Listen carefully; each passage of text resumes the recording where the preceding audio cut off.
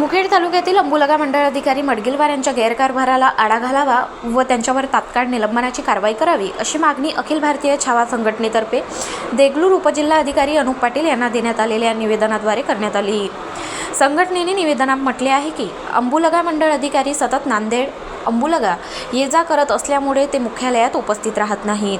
त्यामुळे अंबुलगा मंडळासह आसपासच्या परिसरातील नागरिकांची मोठ्या प्रमाणात हेळसांड होत असून शासकीय कामकाजात विलंब निर्माण होत आहे। शासन नियमांचे उल्लंघन करून कार्यालयीन कामकाज बेजबाबदारपणे हाताळले जात असल्याचा आरोपही संघटनेने केला आहे।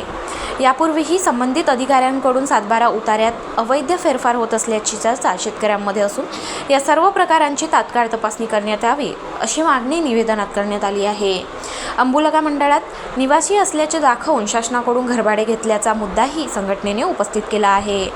या प्रकरणी सखोल चौकशी करून संबंधित अधिकाऱ्यांवर कठोर कारवाई करण्यात यावी अशी मागणी संघटनेचे युवा मुखेड तालुका अध्यक्ष गिरीधर पाटील केरुरकर, प्रदीप पाटील हसनाळकर, महेश पाटील मुजळगेकर यांनी केली आहे।